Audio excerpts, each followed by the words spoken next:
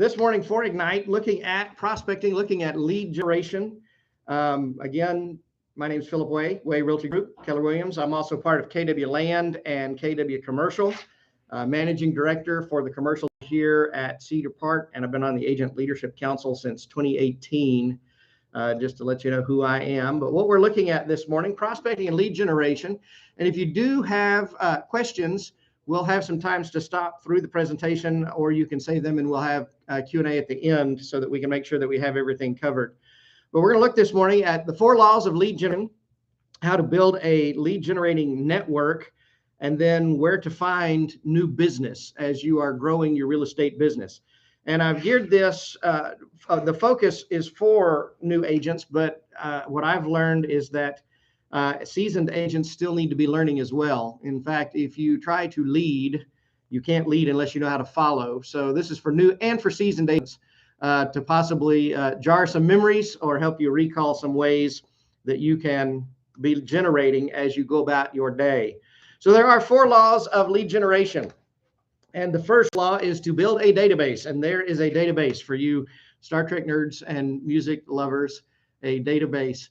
You need to build your database, your list of people that you know, that you influence, that you interact with, people in your community, friends, family, church, business associates, people that you just are, that you have in your phone. In fact, the best way to find out what size your sphere is, your database is to take your phone and look at how many contacts you have. And that's the beginning of your database. All of that, of course, needs to be probably put into a CRM, into Command or another CRM, so that you can track as you are adding to that, so you can grow your database. So the first law there, build your database. The question is, who do you know? Who do you know? What groups are you part of? Where can you network? What professional organizations or contacts do you have? What are some community events where you can make new contacts? That can be a Chamber of Commerce, different community groups. It can be at church or at other social groups that you're part of. It can be in the city and the county. You can be part of business groups, B&I, networking groups, all sorts of opportunities for you to be able to connect with people. And a lot of it really is just to realize that you living your daily life allows you to connect with people. That's how you build your database, meeting people, getting to know people. And understand, when you're building your database, you're not just building a database of people who are potential clients. You are also going to be building a database of people who could be potential referral partners, people who could refer people to you. So even other agents, other professionals, other vendors need to be in your database. And of course, it does include current and past clients. I want to give you your first script. If you haven't learned this yet, as you're learning scripts, especially with Donna, with your coaching program, this is a great script for when you've started a new endeavor. You can send this in an email, or even better, you can make a phone call to your contacts and you can let them know, I'm so excited about my new opportunity to work with Keller Williams. This opportunity to join the #1 real estate company in the US and in the world was something I wanted to share with you. I'm now a full-time agent. I know you're excited for me, and I want to ask if you could help me as I get started. Who do you know that's thinking about buying or selling a house? When you ask people to help, they're willing to help. People love to help. So this is the script. I've started something new, or I'm learning how to do something new. I need your help. Can I count on you? Who do you know? Who have you talked to? Have you had a conversation recently about real estate, about the market, about interest rates that are probably going up today, by the way, as we look at what's going on with the economy and with all of the people moving here, especially to Texas, with the supply and the demand of what's going on. People want to know about the market. They want to know about real estate. You are the expert. So you might just be playing a part at first, but you are the expert. You know what's going on in the market. And if you don't know, you can find out. You have tools to find out. So just start a conversation with people about that. The second law is to feed your database every day. And if you don't know who this caterpillar is, you probably don't have kids, or you weren't a kid. The hungry caterpillar that ate something every day. You need to be feeding your database every day. And you need to set a goal of how many you can add to that database throughout your interactions in a day. Not a bad goal to do 3 to 5 people a day, or to try to do 10 a week, so that you are actively top of mind every day working to grow your database. You can do that. Part of what you can do there is your sphere script. to add and to multiply. As you're talking to your database, to people, as you're just having conversations with them or calling them, we'll talk in a minute about a 35 touch plan. We want you to be able to touch a contact with your database 35 times throughout the course of a year. And we'll show you how to do that without being obtrusive or without being obnoxious about that. But one of those things that you do is a sphere call. If you've got 300 people in your database, you can break that down to where you can call 2 or 3 people a day, Monday through Friday, and you will be able to call your database 4 times a year, once a quarter, and just have a conversation with them. Check on their family, find out what's new, find out what's going on, and just have a conversation. That just keeps you in contact. Part of that script is that you introduce yourself. As you may already know, customer service is a big deal to us with Keller Williams. Wanted to make sure that I was serving you to the best of my ability. Do you have any questions at all about our red hot real estate market that I can answer for you? You're just calling and starting a conversation, finding out if people have questions or if there's something that they need. If they do have questions and you need to research the answer, that's fine. Look into it and give them a call back. That gives you a chance for a second contact. Always follow up. When you have a conversation with people and you tell them you're going to get back to them, get back to them. The 2 greatest things that you can do to make an impact on the people you talk to, first is answer your phone, be responsive, and second, get back to them when you tell them you're going to get back to them. If they say no, if they don't have any questions, don't need to know anything about market updates or anything, that's okay. If any questions do come up, then let them know that they can contact you, that you're a resource for them when it comes to real estate needs. Again, the script, please note, I'm always here to serve you, to keep you up to date on the latest that's going on in your area, to help with challenging a tax appraisal if needed. I don't know if you knew you could do that, but you actually can do the research with CMA Snap. If you're not signed up, you need to be signed up to our market center, and you can help people with comps so that they can challenge their tax appraisals. That's coming up soon. In fact, you're going to have to do that, challenge that with the county here pretty quick, depending on whether you're Williamson or Travis County. If you need more information on that, feel free to contact me. I've taught classes on that as well so that you can instruct your clients on how to save a little money, hopefully, on their property taxes. One more question. It's a quick question that you need to close every conversation with. Referrals are the lifeblood of my business. I'll take care of anyone you send my way as if they were family. And of course, I always like to say thank you and send a gift card for any referrals you send my way. So is there anybody that you know thinking about buying or selling real estate or who has questions about the market? And then always thank people for their time. If they've taken the time to talk to you, thank them for that. I also encourage you to script your voicemails.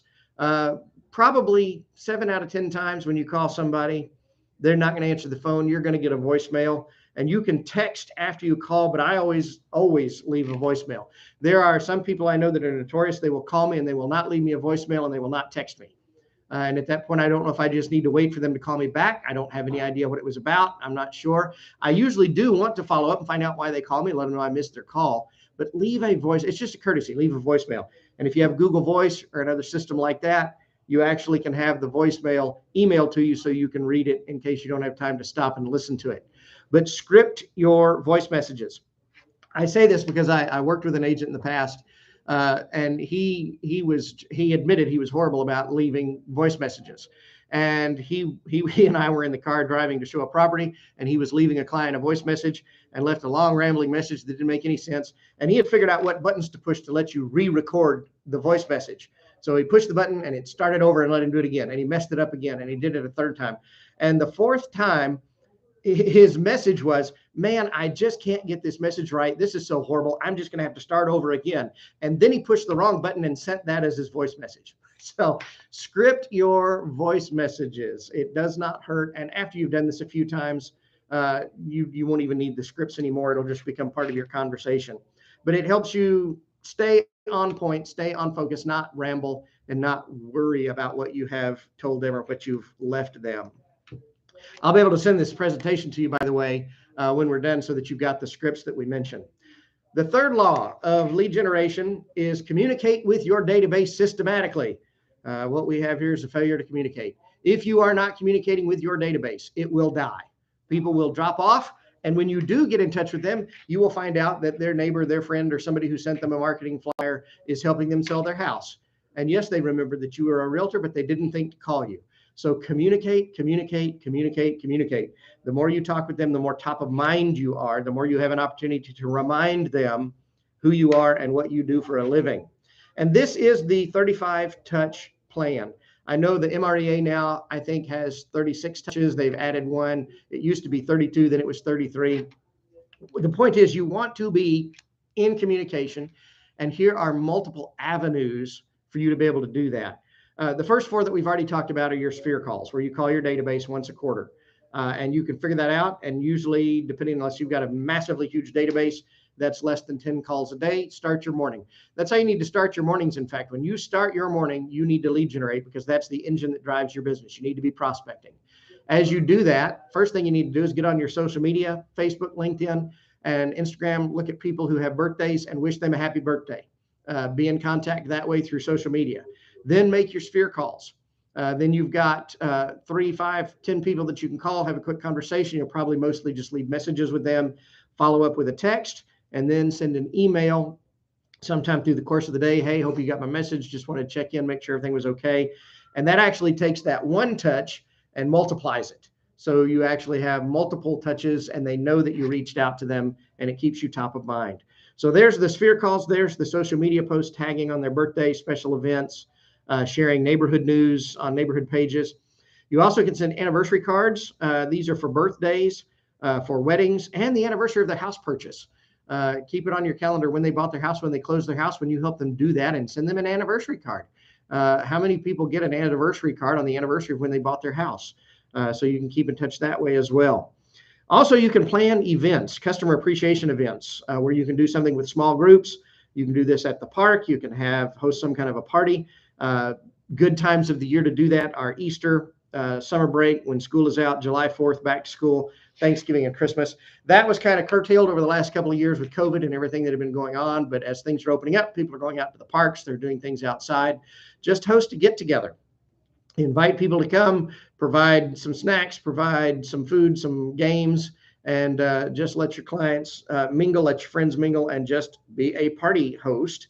And you can there's all sorts of opportunities you can do that. You can host a movie night, movies in the park. And again, all of these things, they don't have to be expensive. They don't have to be a big part of your marketing budget for you to be able to do these things. Next are text messages.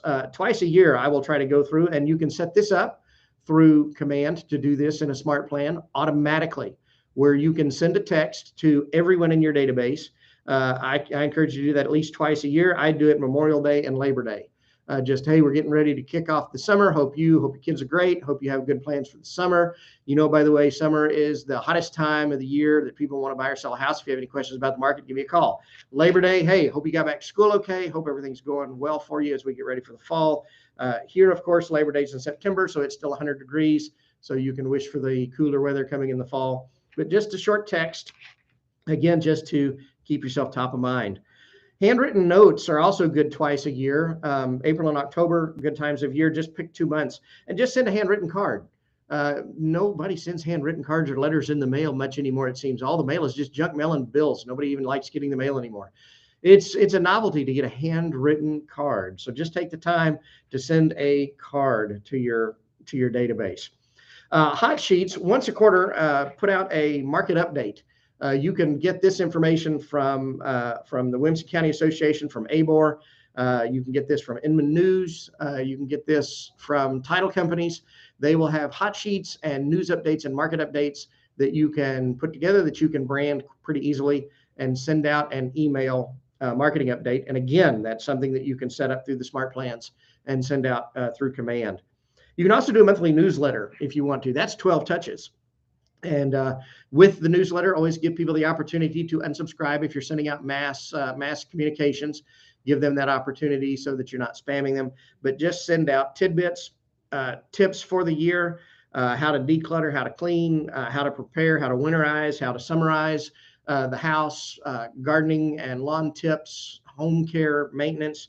Just those things you can find online pretty easily to share, and just put together a one-page newsletter that you can send out to people. And again, this just presents you as the real estate expert and resource for them to depend on. Also, when you help somebody buy a house and they close, you need to write a congratulatory card to them and address it to them at their new address. It's a first to write you. I wanted to be one of the first people to send you a mail at your new address. Probably won't beat the junk mail. It's probably going to be there, but write them at the new address and congratulate them and thank them again for using you, and encourage them to give you a review on Google. And if you do not have a Facebook business page, and if you are not on Google, and if people cannot review you, you need to do that. There's some good scripts that you can do for getting 5-star reviews, for hitting it out of the park. You will not ask every client for a review, because there are clients you serve that you know will roast you if they review you. So know your clients, and as you ask for reviews, you can like those reviews. And then promotional items. This is funny. In our team meeting yesterday, the Cutco knife vendor talked about magnets and putting magnets and calendars on the refrigerator. I have a great story from a team member, Don Johnson, who actually used to be the team lead here at our market center.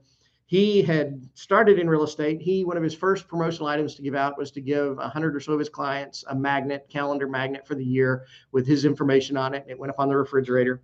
Helped clients buy a house. He went and put the magnet on the refrigerator for them, helping them move in. And they did that. He kept in touch. He was working a plan, not quite a 35 touch plan, but he kept in touch, and then kind of fell off, and he wasn't in touch with them for several years. Well, 10 years after he gave them that magnet, they called him and said they wanted to know if he was still in real estate, because they wanted to sell their house and buy a new house. And he was thrilled, and he just happened to ask, why did you think to call of me? And they said, because your magnet, your 10-year-old magnet, is still on our refrigerator, and we see it every day. And when we had a conversation in the kitchen the other morning about looking for a new house, we looked over and there was your face on the magnet on our refrigerator, and we thought, we got to call Don. And so we reconnected. You never know what's going to keep you top of mind. So look for these little, even goofy things that you can do, because if you do them consistently, they will pay off. Another thing that you need to be doing, by the way, is winning listings. I know everybody wants to help buyers, and they want to help buyers agents. Listings might be difficult. Listings will be your #1 lead generator in this market. You need your sign in people's yards, and hopefully multiple signs in the same neighborhood. The idea is, if you put a sign in a yard, people will notice. If you immediately put a under contract pending and then sold, and then people come and they want to talk to you about it, and you ought to be talking to the neighbors anyway. We'll talk about that when we talk about circle prospecting or farming. You need to be talking to all of the neighbors around a house that you're listing to find out if they have questions about the market, or if they thought about the house. Everybody's going to want to know what the house there sells for. They're going to have questions about what you do, what's a good investment to get a house ready to sell.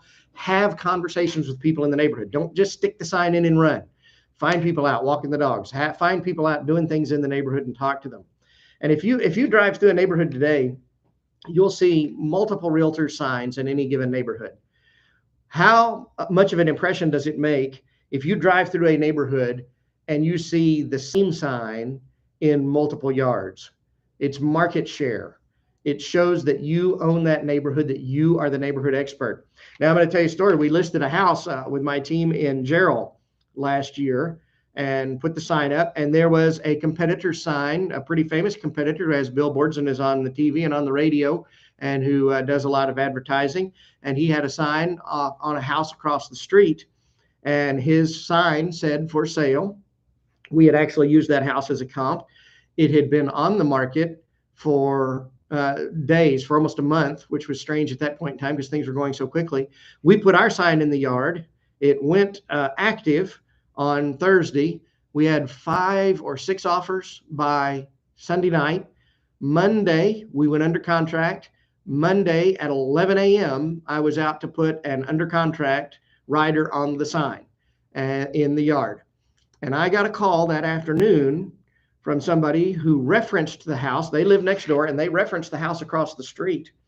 And they said, how come you sold that house over the weekend and the house across the street with the big guy's name on it is still for sale? Now, what we found out was that the house across the street actually had gone under contract within a day.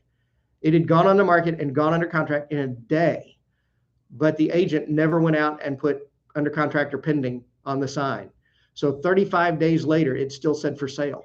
And the impression that gave the neighborhood was that the big guy who wasn't paying attention couldn't sell a house, even though he promised he would.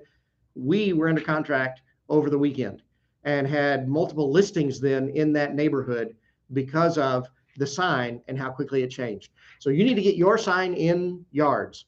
And when people call on that sign, this is one of those powerful scripts that I think you can use for sign callers when they call you.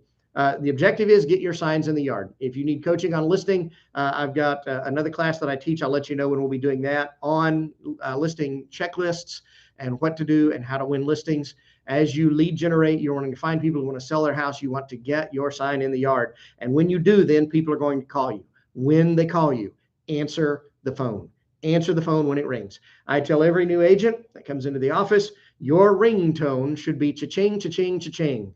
Because if your phone is ringing, it's money. And you will find agents that don't like to answer the phone. They prefer it to go to voicemail. That's fine if it's busy, but even then, get back to them right away. Get back to them quickly. Be responsive, but answer the phone. Here's the key information that you need to know what the key information is that you need to get from the caller. So you need to be prepared when the phone rings, not just answer it and be blindsided. So to do that, I'm going to go through a couple of points here and then a script for you when you get a sign call. First, you need to know what probing questions to ask. Now, what is a probing question? A probing question is a question that you can't answer yes or no. It's not a closed-ended question. It's a question that's going to get the person calling you to talk. And here's why. The person calling you on the sign, what are they going to ask? How much is the house selling for? What's the list price?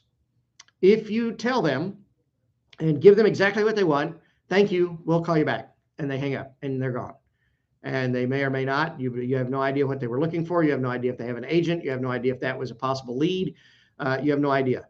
So ask probing questions instead of just answering immediately when you are asked questions. Answer a question with a question. You need to also gain the caller's trust.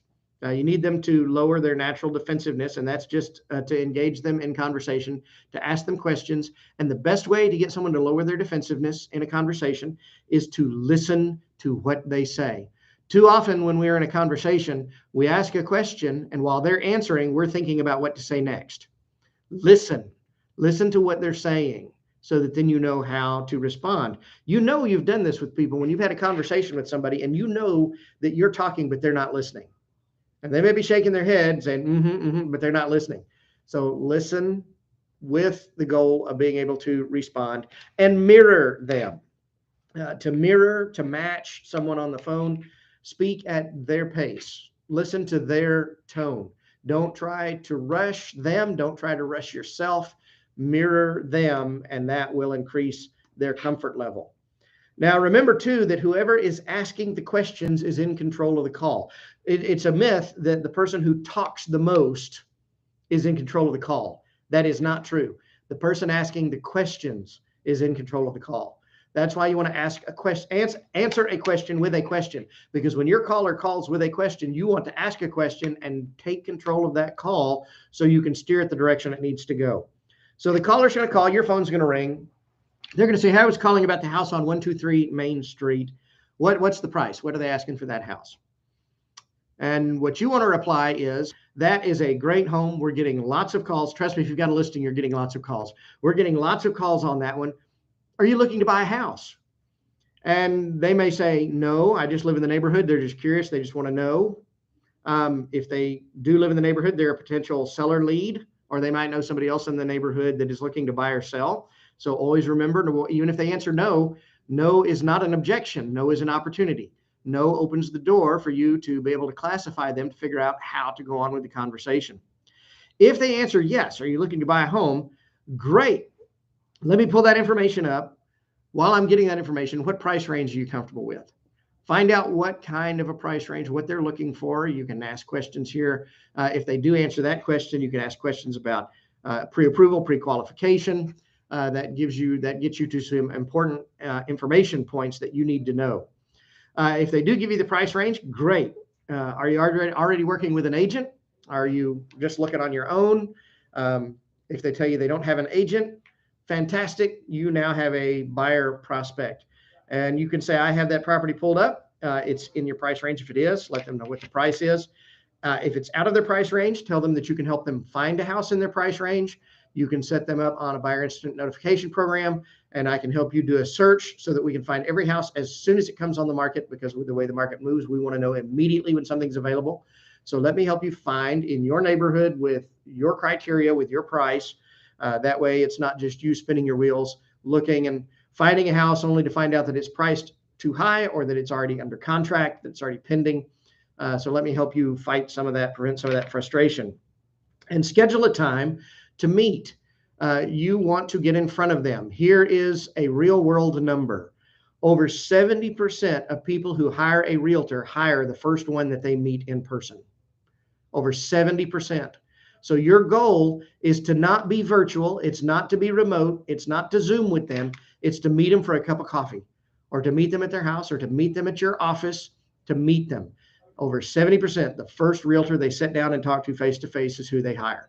And I have had clients before that they will give you a line, you'll meet with them, and they'll tell you, I need to meet with 4 or 5 and make a decision. Why they want to put themselves through that kind of a hassle, I have no idea.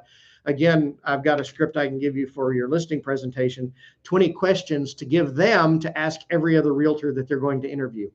Because probably the other realtors aren't going to come in and say, if you're asking about other realtors, here's the questions you need to ask them and the questions they need to be able to answer if they're going to do a good job for you.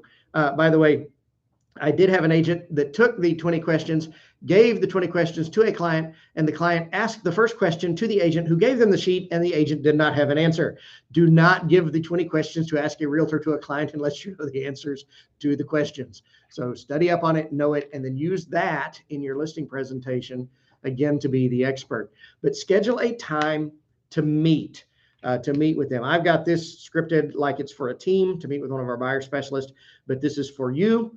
How can I meet with you? Let's get together. And again, probing questions and open-ended questions mean don't give them a question they can say no to. If you say, hey, would you like to get together for lunch tomorrow, around lunchtime tomorrow? They'll say no. No, it won't work. Say, hey, what does your schedule look like tomorrow? Are you available in the morning, or would 3 or 4 p.m. look better? Give them a choice and let them decide. And then that way they can narrow it down, and they can either say, well, no, tomorrow's not good, but the next day might be good. Always give them an either or and let them choose. And get in front of them, because when you get in front of them, more than likely they're going to hire you. Now back to our conversation. If they say, no, I just want to know the price, or if it isn't in their price range, then ask them, are they familiar with the buyer instant notification program, and take them on as a client, win them as a buyer client, so that you can set up a list of properties for them to see. And again, I'll say it again because you can't emphasize this enough. Ask probing questions to discover their wants and their needs. It's not a good feeling to show somebody a house, walk in the door, and have them say, oh, this won't work at all. We told you, or you didn't ask about something that was so specific that it was a deal killer. And I promise you, you walk somebody into a house that has a glaring deal killer, they're not going to want to go see more houses with you. At that point, you're backpedaling and you're having to win them back. You've lost them. So ask questions up front so you know their major wants. Ask them what their deal killers are. Ask them what they can compromise on if they have to, and ask them what their deal killers are. And don't take them to. Now, I promise you, you watch real estate shows on television, you watch that house program on there where they show you 3 houses and you got to pick one. Number one, that's all staged. Literally, it's fake. Number one, I don't know how you can be, a butterfly curator and afford a $3 million house with no money down. I don't understand how that works. But you watch that and you see realtors all the time. They'll get a budget and they'll take somebody to a house that's way overpriced. And the first conversation they have is, well, this is way out of our budget. Yeah, but wait till you see it. The first thing that you've just communicated by doing that is that I don't care about your budget. I'm going to try to push you, get you to fall in love with something that you might not be able to afford. And then you either have unmet expectations or you stretch your budget and set yourself up for financial failure. Be realistic about the budget. Be realistic about a conversation that they need to have with their lenders, getting pre-qualified, getting pre-approved. You might show them a house that's a little bit out of that range, but if you do, you better make sure that it's got some things that they've really said that they want, that's really important to them.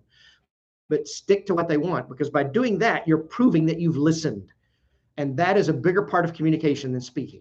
Listening, so that they know that you have heard what they said. It validates their wants and their needs and their expectations. The 4th law of lead generation is service every lead that comes your way. No lead left behind.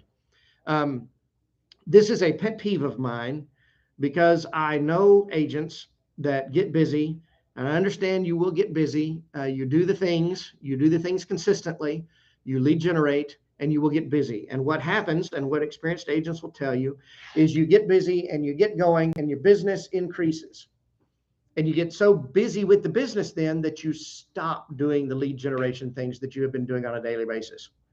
You're just too busy. Well, the reality is if you're too busy to lead generate, what's going to happen is you're going to take care of all that business when it's up here, and then your business is going to drop off, and it's going to take you weeks or months to build back up to where you were. So to build up and to stay consistent, you need to continue to lead generate even while you're busy taking care of your clients. Lead generation is the engine that drives your business. You have to be lead generating. Secondly, don't leave a lead behind. There are agents who have things that they prefer to do, things that they don't prefer to do. If you don't want to do leasing, if there's certain aspects of real estate that you're not interested in, don't ever turn a lead away. Because here's what you can do, and keep this in mind. Even if you don't service them, even if you don't take them on as a client, you can refer them to someone in your office, someone on your team.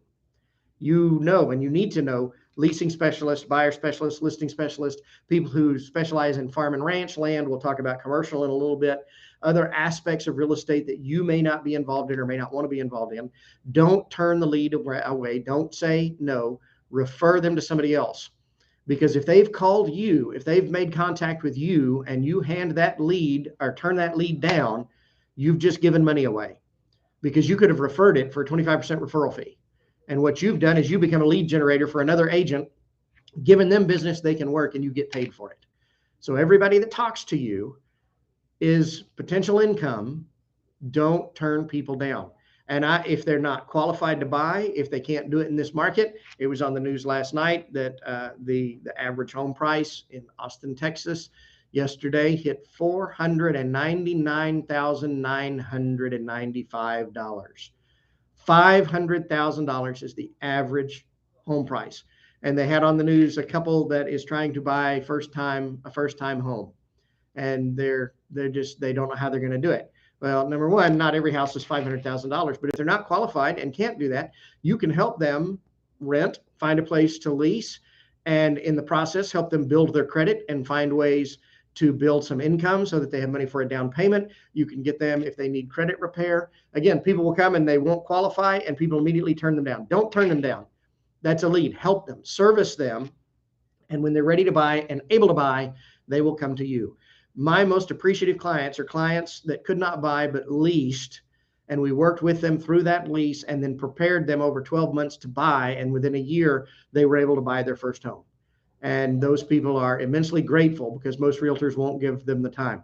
I do have a story about another realtor that I know that, and I've seen this as well, took on a small little lease. It was somebody that had had a bankruptcy. They'd had a difficult situation. They could not get qualified for anything. Nobody wanted to touch them. This agent helped them with a little tiny lease. His commission was nothing. It wasn't even worth the time for what he did. But as soon as he had finished and got them happy, they referred two other people to him, both of which bought houses in the $400,000 to $600,000 range. And this was 10 years ago.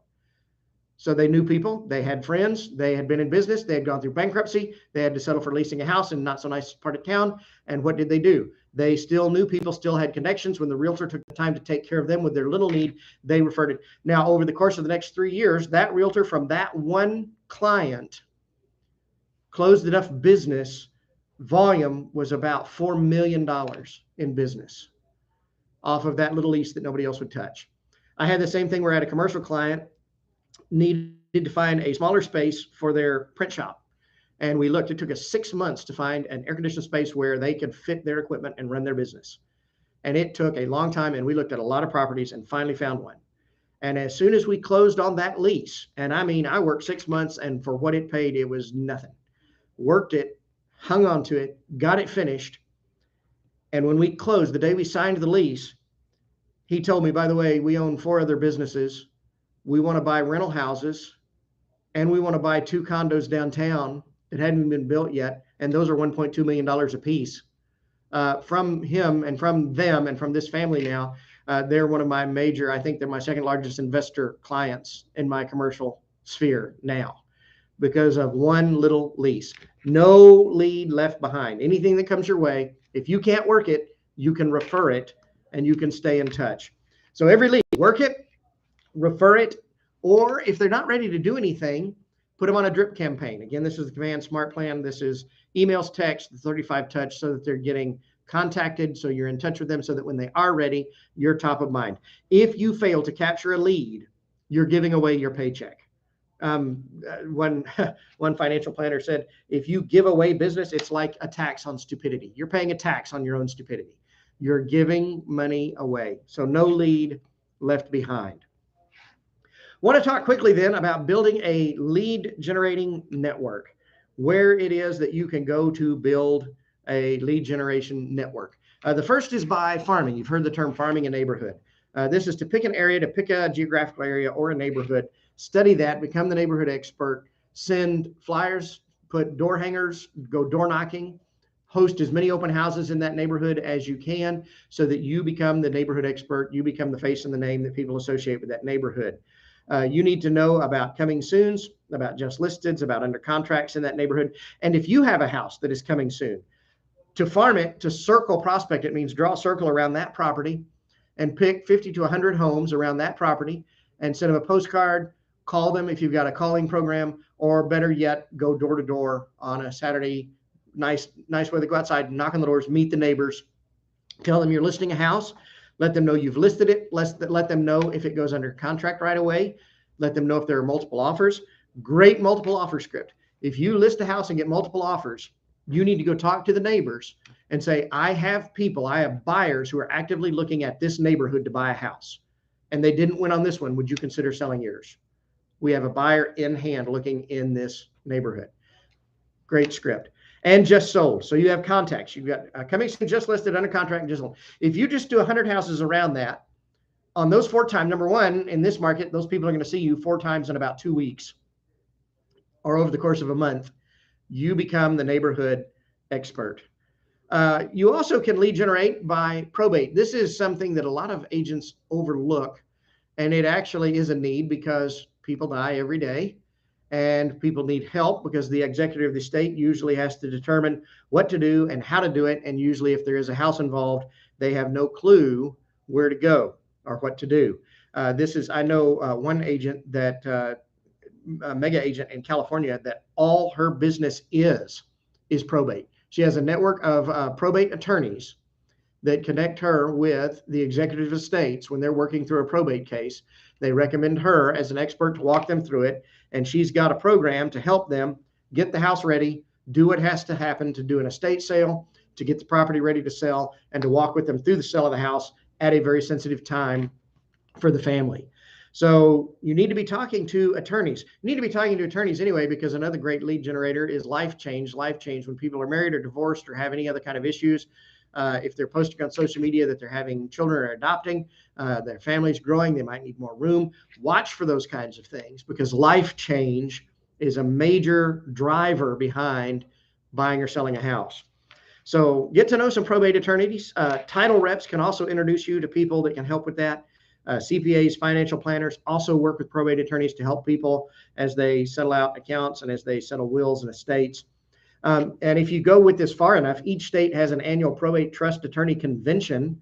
Find out when that is, sponsor a booth and have little flyers and giveaways so that you can get to know people and let them know this is one of your specialties. When you do this, there are a couple of things you can find online. One of them I found is a 5-step plan from clean out to close.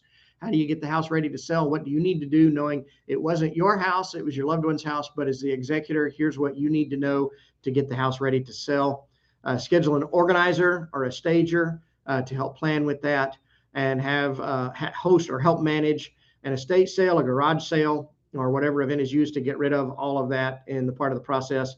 The estate will pay for that, but they need help managing that so that you can get the house ready to list it, sell it, and close it. You can also do open houses. I love encouraging agents to do as many open houses as you can. Open houses are a major source for lead generation. The MREA talks about a 7th level open house. And here is your script for this. You can call, you can talk to neighbors, you can mail flyers You can mail postcards. Direct mail is not as effective as it used to be because it's just too easy to throw it in the trash. That's why I say go door to door or leave a door hanger on the door, as long as there's not a no soliciting sign. Knock on the door to talk to people face to face. Invite people in the neighborhood to the open house because people like to take a peek when a house nearby goes on sale. They want to know what it's selling for. They want to know staging. A lot of times you'll get questions at open house. What are the best investments to make in a house to make the best return, to get it ready in the kitchen, in the bathroom, paint, floors? What do we need to do to get the house ready to sell and make the most off of it? And if someone if you were someone is thinking about jumping in the market, this is your script. It'd be our pleasure to serve you and your neighbors to the best of our ability. We are the neighborhood experts here in the neighborhood. So while we're here, let us know how we can serve you. I'll send you this. This is taking it to the 7th level. You don't just put a sign in the yard and host an open house. You want a sign in the yard. You want directional signs outside of the neighborhood. You want flyers or door hangers or email invites. Post it on the community Facebook page, on Nextdoor, any of those kinds of apps. Post that you're having an open house. You can shoot a little video of yourself outside of the house and give people information. You can run a gift card promo. If you come and know the secret password, I've got, gift certificates for whatever, all these kinds of things that you can do to invite people to come. And then as you are there, hold more open houses in various price ranges around that area so that people, again, get to familiarize you with the neighborhood. As you're doing this, call the seller the day prior to introduce yourself, confirm the date and time if possible, if it's not your listing. When you get there, turn on all the lights, open the blinds, adjust the AC or the heater, close the toilet lids. If the house is vacant, bring a small fold-up table and chair. This was something that I learned early on in the back of my truck. I've got a little card table and a couple of folding chairs because you never know where you're going to be in a position where you're going to need a place for people to sit. And if you've got a table, you can sign them up as a client and make an offer on the property right there. You don't have to wait and go back to your office and get your computer and do all of that. Your mobile desk, be ready at a moment's notice to do business. Always be closing. Give visitors space, but always ask permission to let them know about new listings or price reductions, what's going on in the neighborhood. Mention any coming soon inventory or any other new listings in the market. If you're hosting an open house in a neighborhood, you need to know about the other houses in that neighborhood that are for sale, because more than likely they're not all having an open house on the same day. And if people don't like the house you're in, you might can arrange an appointment to show them a house in the neighborhood even later that afternoon. Had an agent that did this. We coached her through this, and she went in. She printed out the MLS sheets on all the other houses in the neighborhood that were for sale, had those off to the side, had a family come through. They walked in just right away, knew that wasn't the house for them. So she engaged them in conversation, asked a few probing questions, knew from what she knew about what was in the area that one of the houses would probably be a good fit, pulled out the MLS sheet, handed it to them, went over it with them, and said, would you like to go see this house? I'll be done here in about an hour. If you'll wait for me, go get you a cup of coffee or something, come back and meet me at that address. I'll show you that house. She was able to then go walk them through the house, and they put an offer in right there at the house, wrote the offer out right there on the counter. So know what's in the neighborhood. Don't just think, oh, I'm done with my open house for the day. Now I can get on with my Saturday, my Sunday. No, if you are in the neighborhood, know what's in the neighborhood, because people are looking in the neighborhood. They're looking without agents, and you need to be able to snag them like it's Velcro. You got to get them. You got to grab a hold of them and direct them to where they need to go. You become the expert, and you can win business that way. Do make sure that you're watching people as best you can as people go through other people's houses. Make sure that they're not picking things up, walking off with things. Make sure that things are secure. Hopefully you've already coached your sellers, or the clients have been coached about how to do that. Make sure that people, and this has happened a few times in Austin, where people will go through unattended and they will go unlock a back door or a garage door or a window and come back later. So just keep an eye on people. I also recommend, if you're going to do an open house, don't do it by yourself. Take somebody with you. Hit them as a team. Share that, because then somebody can greet people as they come in, and somebody else can walk them through the house and show them the highlights. Don't overwhelm yourself, and don't be afraid to share. Don't think you have to be a lone ranger. And then again, be the local expert. Know the neighborhood amenities, know the schools, know other available homes that are nearby. You can also have a lender or their assistant with you. Lenders will do this. Mortgage lenders will do this. They will come. If you can't get another agent to go with you, mortgage people will go with you and stay there while you're walking people through the house to help people who either haven't been pre-approved or have questions about lending, about interest rates. While you wait for people to show up, you can use that time to make calls, to follow up on leads, to respond to email. Just use your time wisely. And then after the open house, send the listing agent a recap email on how many people showed up, give them feedback, good or bad. Do this within 1 or 2 hours of the open house. It's huge to build respect with other agents and to show your professionalism.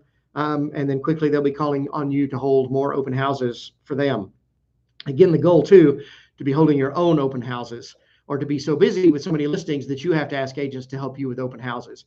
And if you ever get asked to do an open house, do it. Follow up on all the leads you get. Everybody who signed in, set an appointment to meet them in person to help them if they don't already have an agent in their search. You do need a sign writer on the yard sign 1 week in advance to let them know that there is an open house coming. You can put branded directional signs. You can make sure that all your signs have permits, know the city ordinances, and Williamson County or ABOR can help you. Also, title companies can help you with resources for holding an open house. Again, have the comps, know the inventory, keep showing instructions of similar homes nearby to possibly set up an appointment. And again, just be ready to be responsive and to ask questions. Finally, this last part about lead generation, it is all about the base, about the database. It's all about the people that you know, the people that are in your sphere, and having conversations with them, normal everyday conversations. Hey, how are you? How are y'all doing? What do you have planned for the summer? How'd you do? You got the flu, had COVID. I saw you posted online, somebody had been sick in your house, everybody better. Just have a normal conversation with people. And you can usually not even have to work real estate into it. But by having that conversation, you're remaining top of mind. We're going to go quickly then at the conclusion here to go through where to find new business. I know we're slated for 10 to noon. I'd like to get you done by about 11:15, give you some more time to go lead generate so you can actually put into practice what we're learning. But I just want to run through a list quickly for where to find new business, because there's more places than you might think. What are the communities that you can join or that you can start? You need to be in a relationship with communities, with community builders, with HOA presidents, so that you know what's going on in neighborhoods. Start with your own neighborhood. That's the easiest place to start because they're your neighbors. With your database, you need to be calling, doing the handwritten notes, doing database lunches, doing entertaining. Social media, Facebook, Twitter, Instagram, YouTube, any of that is a possibility. Tell a joke that I heard that YouTube and Twitter and Facebook actually were going to all join together and form one new media platform called UTwitface. As much as people don't like social media, use social media to be in front of people. You can go door knocking, networking groups. You can help people lease to buyer conversions. You can talk to people in apartments and in rental homes. If you know a neighborhood that's heavily leased, heavily rental properties, go host a seminar, teach a class for people at the community center or here at our market center. It's open to do that. Teach a first-time homebuyer class, have a mortgage lender partner with you, and just give families steps for how to repair credit, how to be prepared for down payment, how to get pre-approved for a mortgage, and how to buy a house. Have builder relationships. Other key relationships are attorneys, CPAs that we've talked about. Host open houses. You can do cold calling. If you do, pay attention to the do not call list, or you can get sued and it will cost you. You can take phone opportunities, phone duty here at the market center. You can do neighborhood write-ups. You can do real estate investment, self-directed IRA plans. Again, you get financial planners to partner with you on that if you're not an expert on that. You can do buyer seminars, leasing seminars, and hang out at community events. When there are parades, community events, community garage sales, food drives, neighborhood night out, you need to be there, and you need to have your realtor name tag or your shirt on so people identify you. When you're at a party, when you're at a group gathering, you just need to know 1 or 2 little tidbits about the market. Drop those in a conversation here and there, and you become the expert, and you spur conversation about real estate. Pay attention to life change, relocation, marriage, divorce, birth of a child, adoption, death, and network with attorneys for referrals on that. And there is a difference. I've got marketing here. There's a difference between prospecting and marketing. Prospecting is you reaching out to people. Marketing is getting people to reach out to you. And they're two sides of the same coin. But for marketing, you can sponsor teams, schools, public services. You can do your e-newsletters, send holiday cards, Christmas cards, help people filling out their homestead exemptions in January if they bought a new house. help them fight their tax appraisal with comps, with information they can take to the county appraisal district. Send referral thank you cards and gift cards. Remember that you can send a gift card or monetary gift up to $50 to anybody who refers someone to you.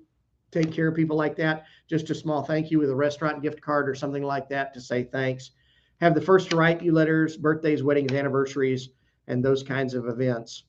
And then your listing opportunities or options: have a farming plan, door knocking, phone calls, circle prospecting, connecting with key people, and seller seminars. You can even get to stop and talk to landscapers and people working in the neighborhood as you're in and out of the neighborhood. They may know somebody who's thinking about or has been talking about selling. And then I want to tell you about how to discover, as a final piece, how to discover some commercial business.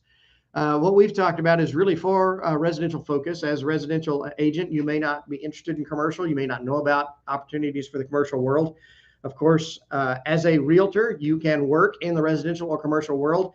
To be a commercial agent, broker, you do need to be competent. Of course, that's required of anything that you do as a real estate agent. It is a different world. It's a different pace, different contracts, different forms. It's going to be a different person at the title company that you're dealing with. It's going to be a different lender. It's a different mindset. Not to deter you by telling you it's different. If you're curious to learn about that, I'd be happy to teach you. I'll be teaching some more commercial classes month to month as we go on this year, so that you can learn if you're interested to learn, and I can partner with you if you want to learn the commercial business. But I want you to think of ways that you can uncover commercial business, because it's a good opportunity for you to refer that to a commercial agent in our office or on my team. And as you do that, you can uncover from your residential clients commercial business, refer that for a great referral fee, and not have to mess with working the commercial side and still maintain the relationship with your client. If you want to know how to lead generate for commercial business, it's this simple. Who do you know who has a job? If they have a job, if they work somewhere, every company leases space or owns space. They're going to outgrow it. They're going to need to downsize or upsize. At some point, they're going to be ready to buy their own building or to expand or to have multiple locations. Lease renewals can be renegotiated. A lot of people don't know this, that if you are in a commercial lease for a space and the term is coming up and you have a right to renew, you can have an agent come in and renegotiate the terms of that lease. Too many people just take whatever the landlord gives them and sign it to renew. You can negotiate that. So let them know if they have a lease for their business, they can renegotiate that if their term's coming up. Or within 6 months of when it's about to end, if they want to find new space, you need to start looking at least 6 months before that term ends to have time to move out and get ready to move into a new space. You may know residential clients who are new investors, curious about investing in real estate, who are opening a new business. Entrepreneurship is on the rise. Prospects are looking for land. They're looking for office space, retail, industrial, multifamily. There's all sorts of facets to the commercial world that's available.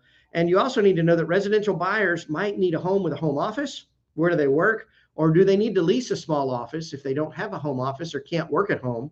That might be an opportunity for you there as well. Talk to people at churches, talk to people at convenience stores, gas stations, retail stores, restaurants. And here's the point. Everybody you know has a job, and any business that you go into to do business with can be a gold mine for leads. My favorite is gas stations. Don't just pay at the pump.